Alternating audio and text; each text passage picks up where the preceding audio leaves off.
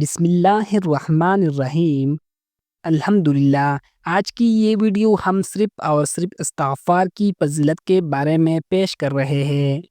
یہ ویڈیو خاص طور پر ان سب ناظرین اور فالورز کے لیے ہے جو ہماری ویڈیوز کو دل سے سنتے ہیں، پیار سے کمنٹس کرتے ہیں اور اللہ کے ذکر سے محبت رکھتے ہیں۔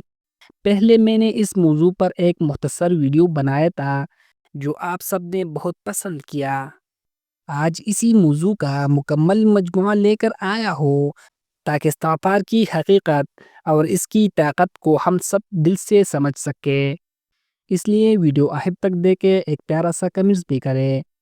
حضرت عبداللہ بن بصر رضی اللہ عنہ سے روایت ہے، رسول اللہ صلی اللہ علیہ وآلہ وسلم نے فرمایا، تم اپنے رب کی طرف استغفار کرو، بے شک میں دن میں 100 سے زیادہ مرتبہ استغفار کرتا ہوں۔ صحیح مسلم حدیث نمبر 2702۔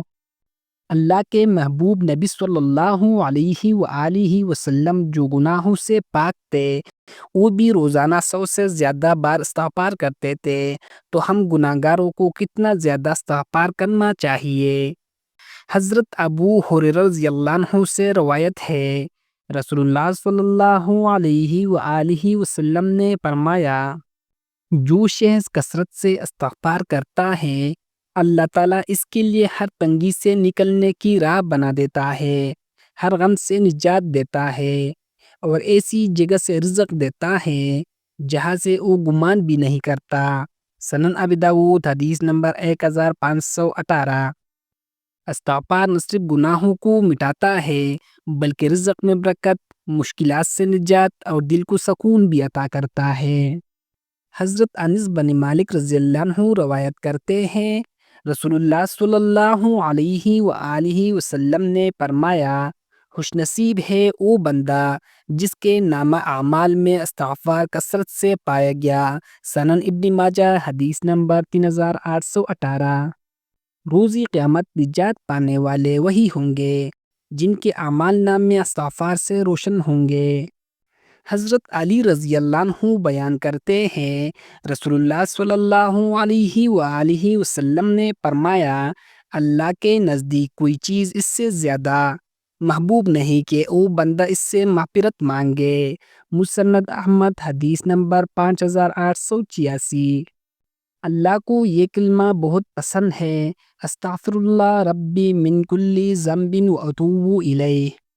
حضرت ابو ذر رضی اللہ عنہ سے روایت ہے، رسول اللہ صلی اللہ علیہ وآلہ وسلم نے فرمایا، جو شخص لا الہ الا اللہ کہے اور پھر استغفار کرے، اللہ تعالیٰ اسے معاف کر دیتا ہے، چاہے وہ جنگ کے میدان سے بھاگا ہوا ہو۔